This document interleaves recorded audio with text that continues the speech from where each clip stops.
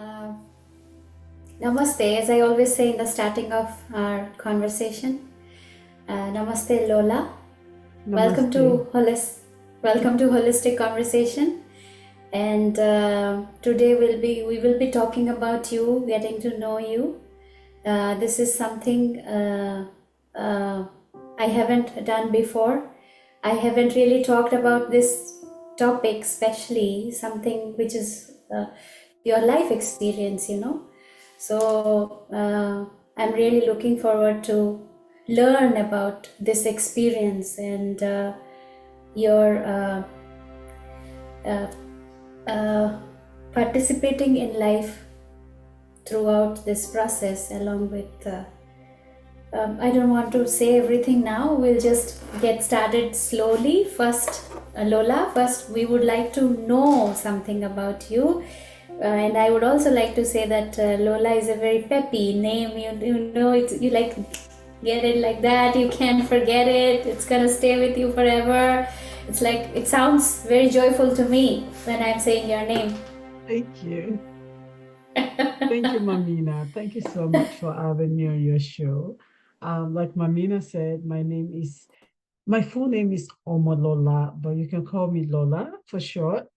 And I am originally from Nigeria, West Africa. Of course, like everybody, migrated to the United States many years ago, and I got my graduate degree, got my license in social work, and I have been working as a social worker for as long as I can remember. And it's I tell people it's like I'm getting paid to do what I enjoy doing. I love social work. I love, doing what I do. And I am a single mother of two wonderful children. I have a 14-year-old going on 15, and I have a 9-year-old going on 10. I started my single again journey um, impromptu, if I can use that word. It wasn't planned. It was what was thrown on my lap, and I had to make lemonade out of the lime that was thrown at me. And I would say it's been an interesting journey. I don't know what else you want to know about me, Mamina. First of all, I loved how you said like uh, you were introducing yourself like, so long as I remember, I have been working as a social worker. So I think it was something that was your calling, and you aligned with that. The way you are talking is very naturally how things have flowed in your life, and you are following the flow, which is sounding really very calm, and it's in the flow.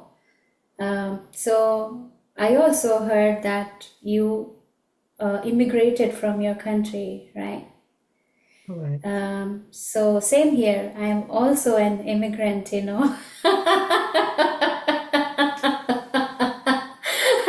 I would like to also take it a little bit deeper in a conscious sense. Like we are all immigrants. Yes. Yes, we are all immigrants. And that was why I said, like every other person, we immigrated to the United States. Yes. Yeah, yeah. And with this body, we are just migrating and we will depart. So that Yes. Yes. Absolutely. Yes. Yes. so yeah, that is the destiny, I would say, like life's calling wherever we are here, in the water, in the land, in the air, you know, uh, we have been called to. So I believe in that. Mm. Let's learn something also about that you said, like you studied here, you got your education, your degrees and everything. How was the journey? How was the journey? Like when you started your. Well, the journey was very interesting one because studying here in the United States is different from studying back in Africa. You know, it is seamless, if I can use that word. It's more rigorous. Yes, like a lot of papers to write. You have to buy your textbooks, and the culture is different because when I first came into the country, I was ex everybody expected something when you come into the United States, and then you kind of get this like culture shock. Like, I don't know if that's the right word to use for that feelings, but maybe it's kind of like I think I was kind of like not disappointed, but at the same time, like, oh, you know, but it is, I was excited to come into this country and to start this phase of my life. I came in as a single girl, no string attached, no baggage, nothing, very excited and happy about life, and expectations were so high, and coming in, I had to. And I think what really cut it for me was before I came into the country, I already knew at the back of my mind what I was not going to do. I already told myself what I was not going to be and what I was not going to do. So that's really made it easy for me to carve my path, in the country and staying focused on that path. And even though there was a diversion, but it was still in line, you know. I believe in God, and I believe that everything aligns to your calling and your purpose. So I believe that whatever it was aligned to what he still wanted me to do. And it was a very interesting journey because when I started my grad school, like I said, I came into this country, single girl, unattached. I met my then husband and we got married here. And then I had my first daughter, and then I started my grad school. I started my grad school before she was 1 year old.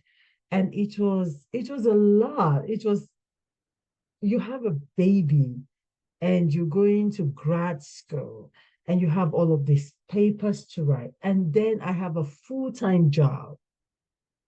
So it was, oh goodness, it was a lot.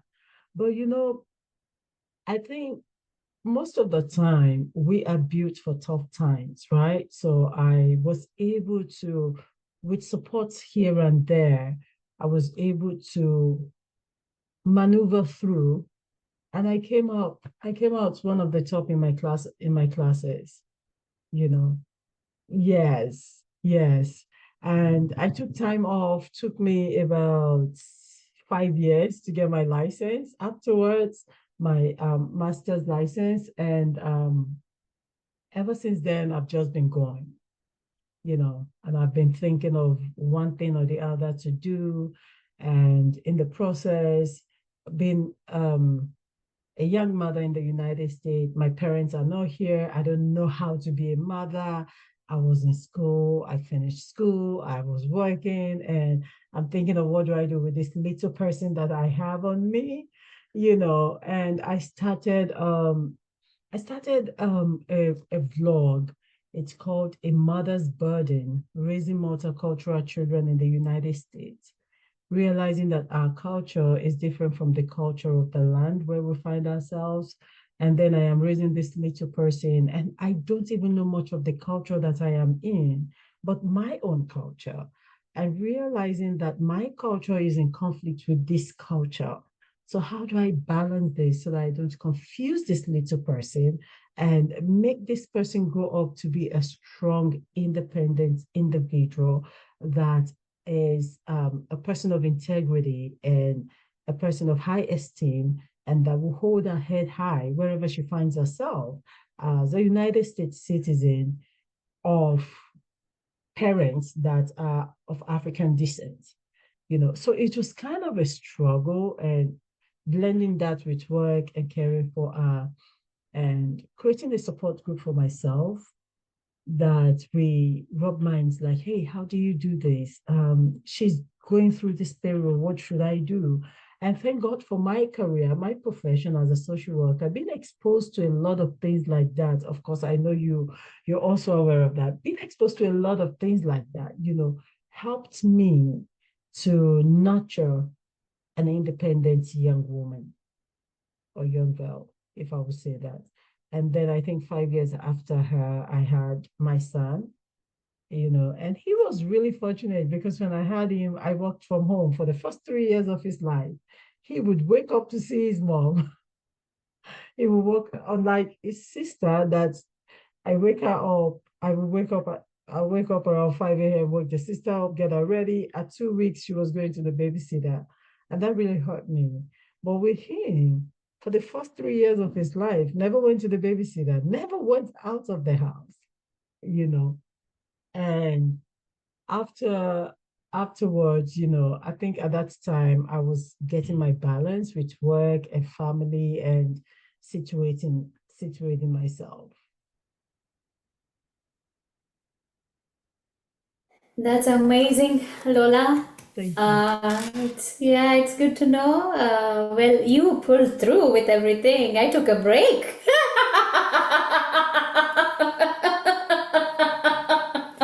I wish I could take a break. No, but whatever has happened, right? Like you pulled Yes, through.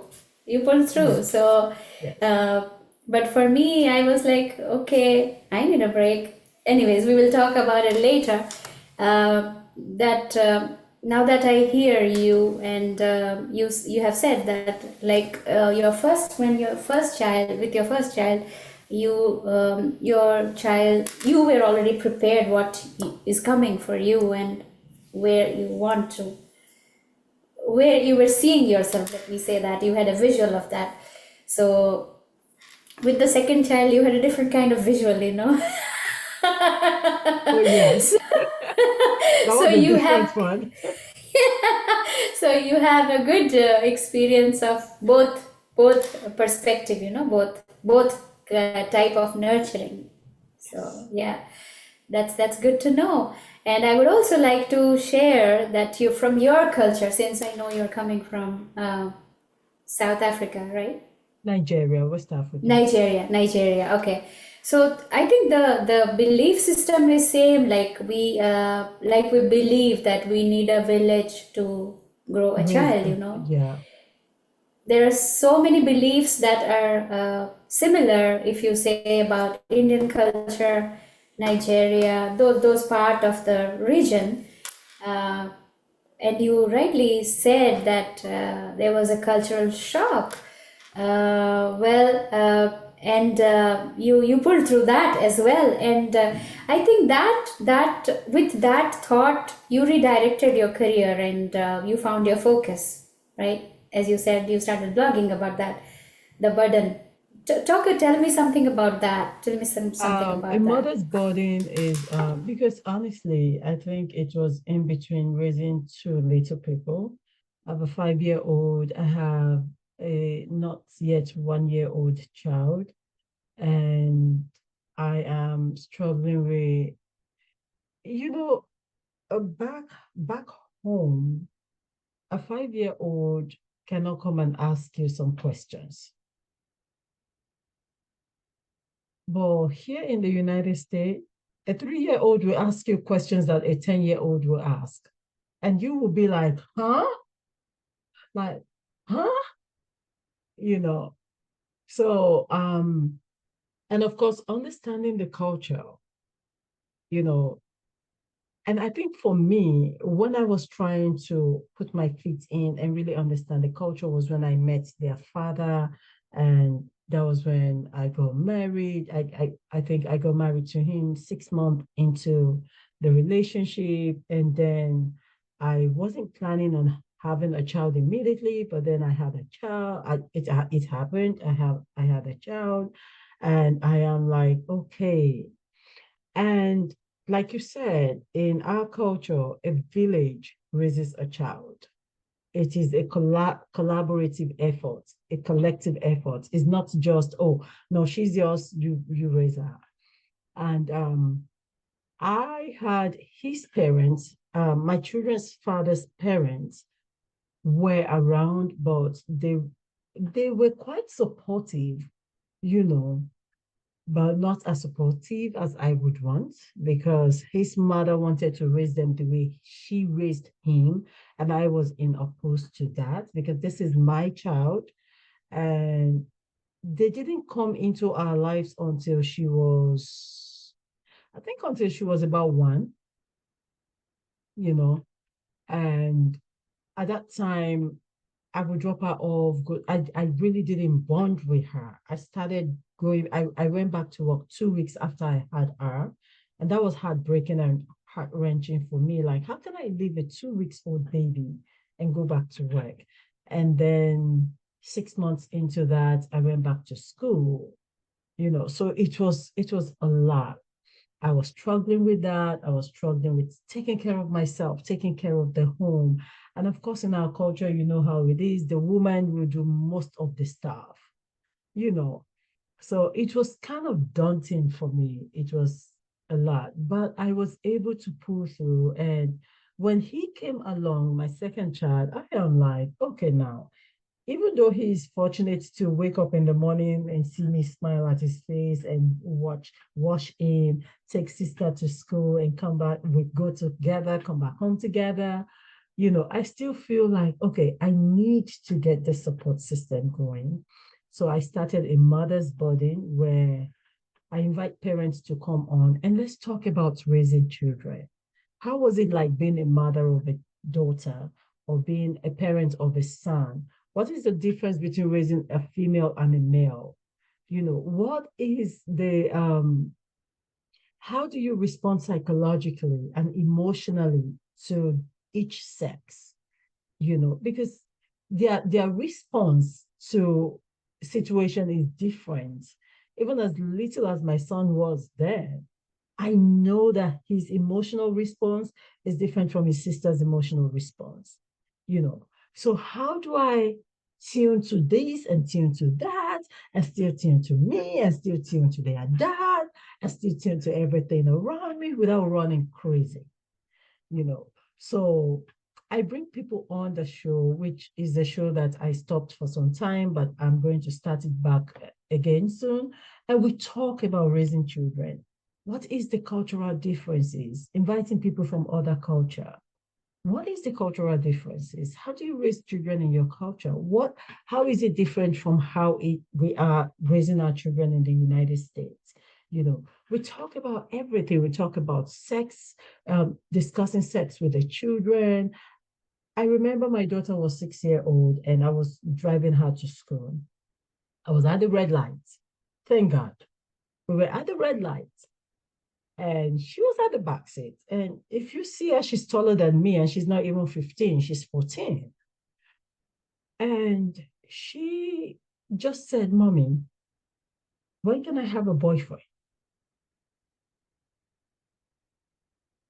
At the red light. Thank God we were at the red light. And it's so funny because these are questions I had anticipated, you know. I was like, wait, what? Like, what did you just ask me? And she was like, yeah, when will I have a boyfriend? I said, how old are you? She said, I'm 6. I'm like, girl, see, even though I anticipated it, it was still a shock. Where I came from, growing up, I would never ever think of a boyfriend at that age. But with her, I was like, whoa, that was an eye opener. And she was like, yeah, my friends have boyfriend at 6. That was I can laugh over it now. And even when I tell her, she's like, I did? I'm like, yes, you did. So Things like that made me started a mother's body, and raising multicultural children because I just realized that my culture is way different from your culture. You know, in our culture where we came from, the parents can yell at the child. And you dare Yes. not tell your parents why you yelling at me. But in this culture, you yell at the child will become emotional, like, Mommy, why did you yell at me? You, Yeah. I'm sorry. And Oh, you're it's good. such that I have to start learning Yeah. from her as Yes. well as she was learning from me. True. I have to bring myself to a level. Yeah. My mom never discussed you're having your period with me. My mom never Mm-hmm. discussed body parts with me. My mom never discussed sex with me. I remember when I started my period, I remember my mom telling me, oh, okay, now you started your period. If a guy touch you, you're pregnant. I don't know if it's the same thing with you, but that was what my mom told me. And I was like, yeah, right. A lot of guys had touched me and I wasn't pregnant. But at that time I knew because I was in high school when I started my menstrual period, so I knew what she was saying. So I just laughed at her like, yeah, right, a boy will touch me. And then I told her, hey, Mommy, a lot of boys touch me, does it mean I'm pregnant? you know but with these children from the age of 3, I have to start telling them about their body parts. I have to start telling them the real name and tell them not to give their body part nicknames. You know, I have to start telling them if anybody touches you, any part of your body, let me know. Unfortunately or fortunately for me, I worked at Baltimore Child Abuse Center. I did my internship there, and I see how even little children are being sexually assaulted and abused. And honestly, that's made me paranoid that I wouldn't even let a father wash her. I was that paranoid. Like I wouldn't let him wash her. Makes So sense. Yes. yeah, so I teach my children from that age body parts. You don't call it teacup. You don't call it teapot. No, it's it's. I don't know if I can use the word here. The right word is your vulva, is your vagina.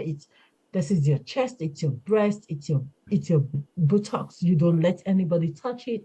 If anybody touch you, even in any part, even your arm, if you don't like the way they touch you, let me know.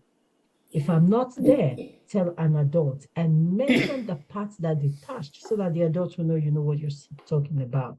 And realizing that a lot of our parents here are ignorant culturally.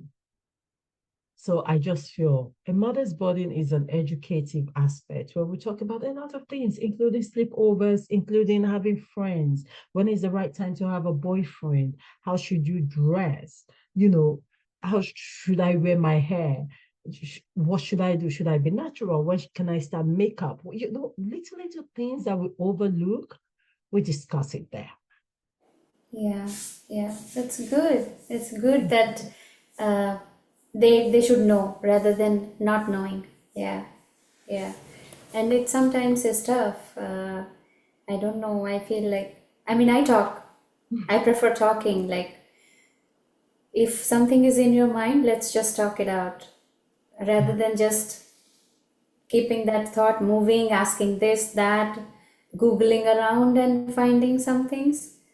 yeah, Just let's just talk it out, of course with limits. It's not like we are opening it up like a particular teacher or a particular concerned person is teaching you the right way.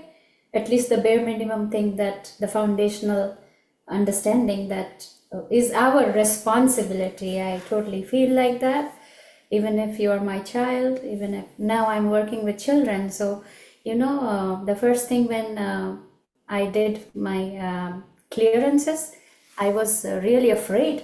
I was really afraid because you don't really know or what the child is going to perceive when with my touch,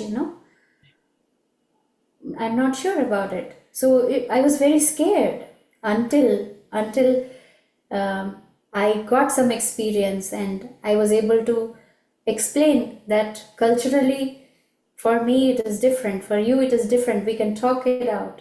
We can have a clear understanding and understand how that kind of touch, what it means according to your culture, what that means to in your culture. And it was very nice to know, to talk rather than to just ignore the conflict or the question or the behavior or the reactions. It's very important for me as a person. I think like we should talk it out. We should talk it out. Only then we can be clear about. I was not thinking like that. I am grown up in a different culture. This means this to me. Please explain your side of the story so that we can come to a point where we can understand each other and work towards it. So that's what I understood. The way you work is amazing. I mean, just like a mother would do. Just like a mother would Absolutely. do. Yeah, yeah, Yeah, yeah. yeah. So, will it be okay for you to talk about your journey as a single Oh, parent? oh yeah, yeah, yeah, yeah, yeah. I love talking about that as well. Excuse me.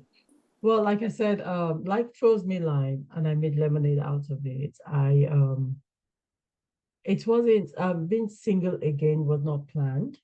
It was, I would say it was a journey that started like about 2 years after we got married. You know, of course, every marriage is not perfect, but things started going south. And when you put in all the efforts and you tried everything you can, you know, um, to make the marriage work, and it seemed like you're the only one that is pulling the cart, and it gets to a place where it's just too heavy. I didn't know, okay, this meeting was that he was divorcing me. But if I tell you that my kids knew before I knew, yes, he told them there is no mommy and daddy anymore, that he was only in the marriage because of them. If not for them, he would have left me. That I would have Oh, left and absconded with my daughter. And severally, you would tell them, "Oh, I am no longer your mom's husband." And I wasn't observant. I didn't know that he removed his wedding band already. I didn't know, until my children, both of them, will start telling me. And then I observed it. Like, oh, wow, okay. And so it made it easier for me to tell them. And when we moved out, I just told them it was difficult. Even though it made it easier for me to tell them, it was difficult for me. Like, how am I going to tell them that we are leaving? How am I going to tell them this? But I think he wanted to attempt another physical assault on me, and I had to go and get a restraining order, and he left the house. So when he left the house, the police came and they escorted him out. So that made it easy for me to look for an apartment or to look for a house, and moved. My kids and we moved out. And I think we only took our clothing from the house. We moved out. And when my youngest son was really hit the most because he was young, yeah, and I had to tell him initially, I'm like, okay, let's just see it like you have two houses now, you know, mommy's yeah, house and daddy's house. And it was, honestly, I had to say it was difficult for me, yes, but eventually I had to let them know, yeah, okay, this is what happened. But I didn't tell them who filed for divorce. I yeah, didn't tell them who filed. Apparently, he told them that I filed for divorce. And that's the story he went around telling people, telling everyone that I filed for divorce, that I am divorcing him, that I was rude to his mother, I chased his parents out of the house, I didn't want his Mm. family around, telling them that I was a bad person. It was just, it was a lot. And I just, when my son will come up and like, Mommy, why did you divorce daddy? Oh, the younger one. Family. The younger one. Yes. Ah. So when he come and ask me, and there was a day I think we came back from school and I just told him to wait back. My daughter came into the house and I told him I want to talk with him. And I just told him in the car, I said, I understand that you think I divorced your dad. I said, I will say this, and I know that we will come back to it. I said, but I didn't divorce your dad. Your dad divorced me instead. I tried as much as I can to be open and truthful to them. I didn't hide anything from them. Mm. So I told him that, and he started crying. It could be very emotional. Yeah, yeah, yeah. And of course, it's emotional. It And is. of course, a lot. When it first happened, I would sit in my room or in the shower and I would cry Mm. because it was emotional. Even though I wanted, Yes. it was Yeah. still emotional. I invested 12 years of my life 12 years. Yes. in this relationship. If I was not with you, I knew Mm-hmm. where I would have been or what I would have been Yes. doing. A relationship where he held me back a lot from a lot of things. He held, Mm. it wasn't supportive, but I was supportive of all of his dreams. No, but he was hardly supportive of my dreams. Everything I tried to do, it quenched. It just cut it off, you know. And I really don't discuss with the kids because I just feel like, and I tell them, this is mommy and daddy's issue. I said sometimes adults have issues that they Yes. can't resolve. And it's unfortunate that sometimes, kids are involved. I said, Yes. but this is our issue, so I'm not discussing anything with you guys. I will appreciate if you guys will respect that.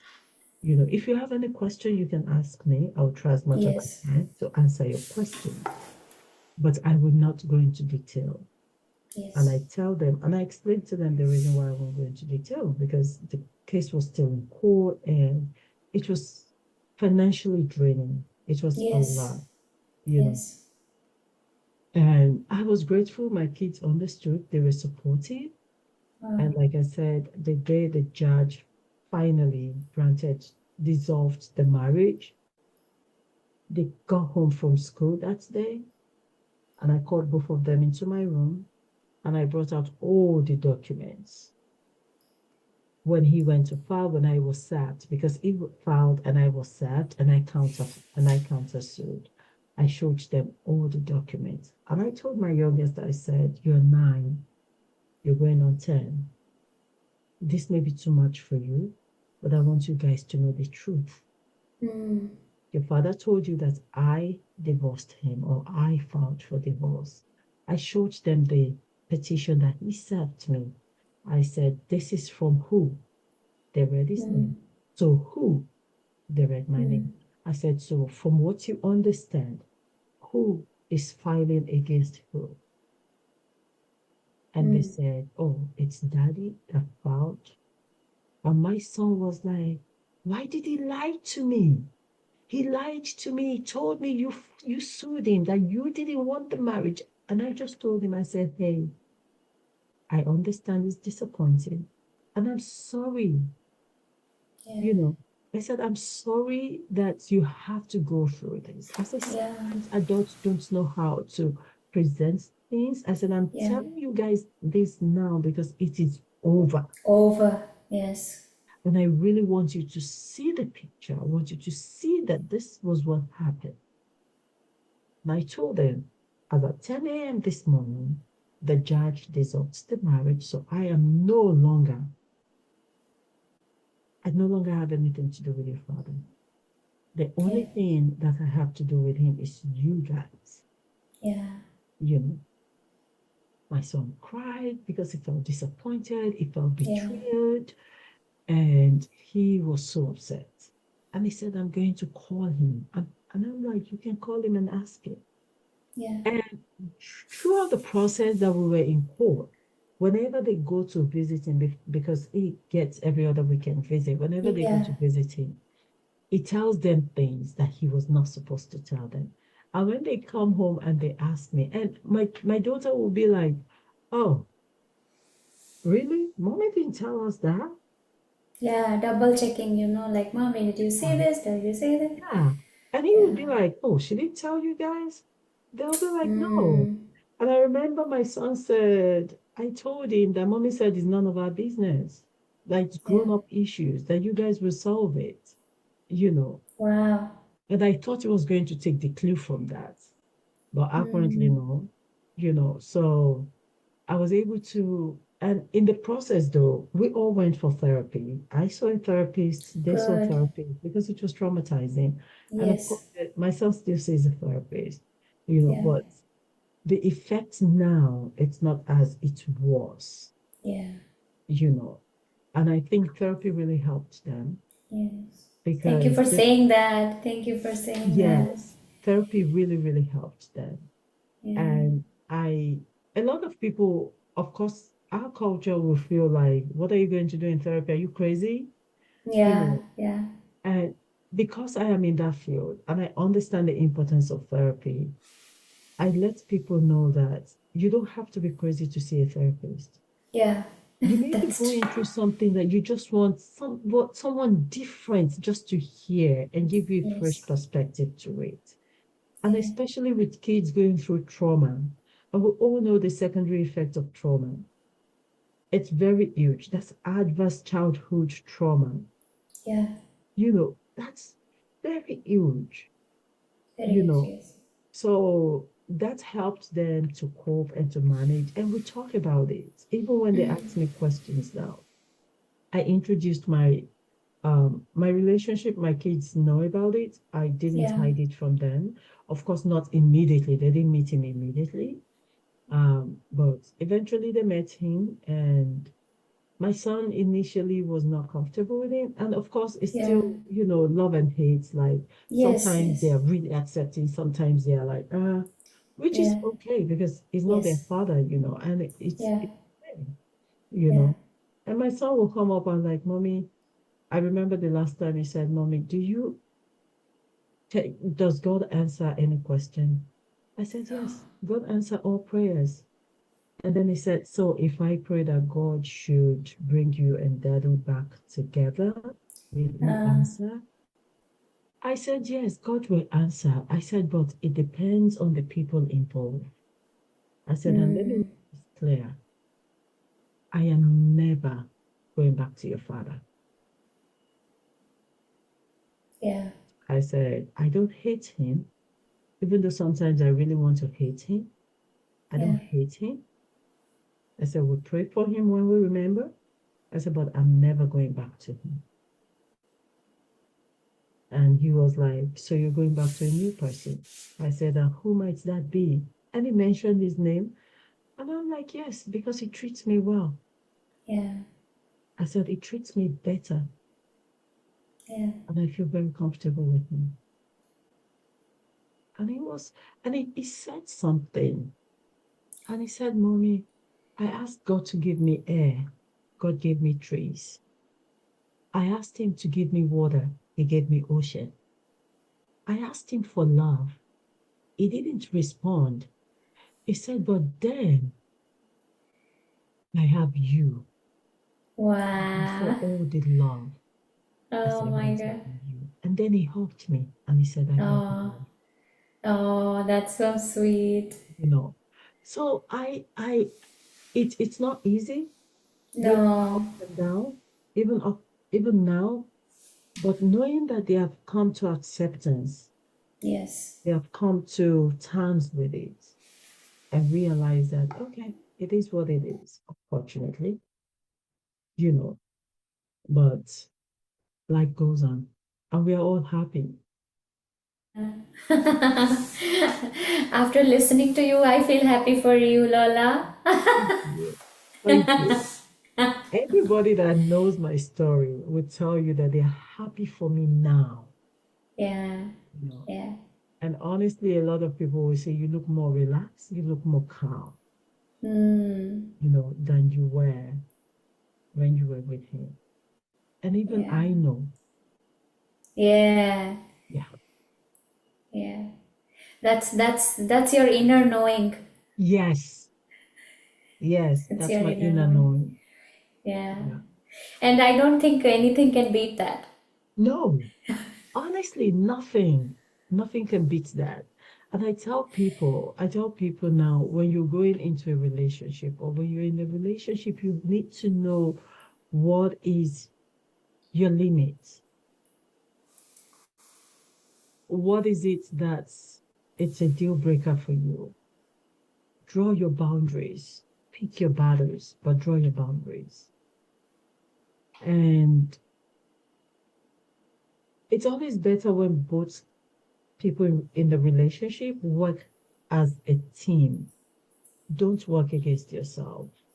Yeah, Work as a team. If your wife is outspoken, is, industrious, support her.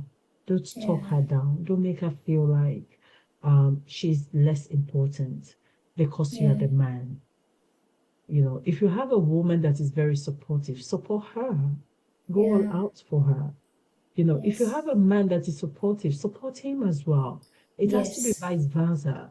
yes. Even though I was hurt in one relationship doesn't mean I will go into the next relationship hurt. Yeah, In my new relationship, I tell you, my man will look at me sometimes and like, I wonder how you do this. Like, how do you just do it?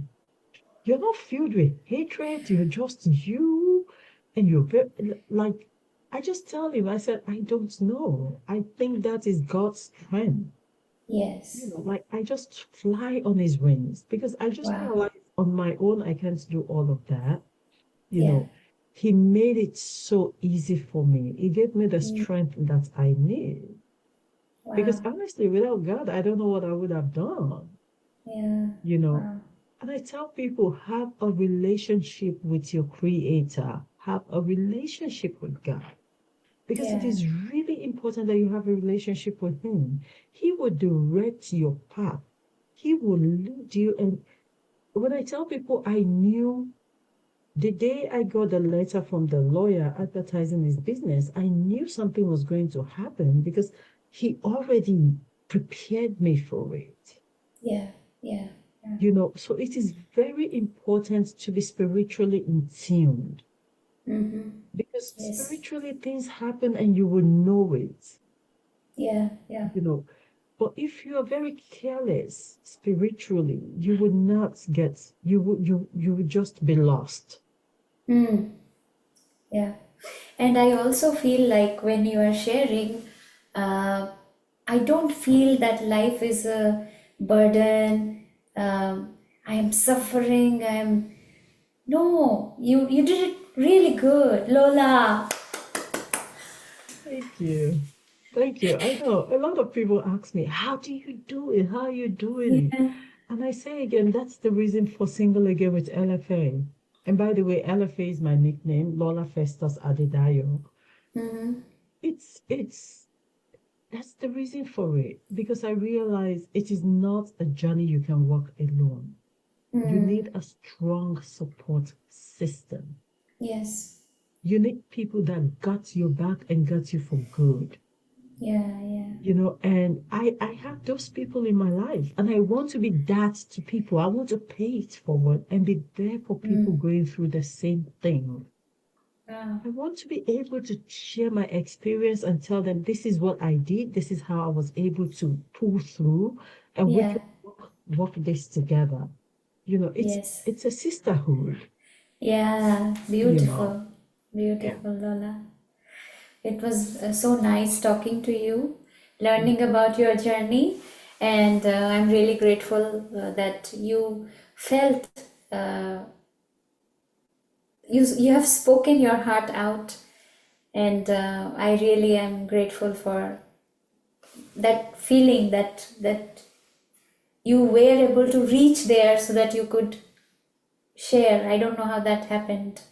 Uh, I don't know, but it was. I Aida. was listening. I was listening to you, and I never felt like anything negative about you, Lola. I must have to say that you have gone through, you have pulled through so many things, and my heart was light throughout this 1.5 hours that I talked to you. Thank you. Thank you so much. There is no need for hatred. There is no need for hatred. I Yes, mean, it's yes, a small world. yes, It's a small yes, world. We don't know what tomorrow holds. We don't know who will make tomorrow. I mean, so why should yeah, I hold on? I don't keep grudges. That's not fair about me. yeah, I will just yes, say it as is and I'll move on. yeah, yeah. That's your strength. That's your strength. Yeah, I learned that from you, Lola. Thank you. Process. I didn't know that he was divorcing me. But if I tell you that my kids knew before I knew, yes, he told them there is no mommy and daddy anymore, that he was only in the marriage because of them. If not for them, he would have left me. That would have Oh, left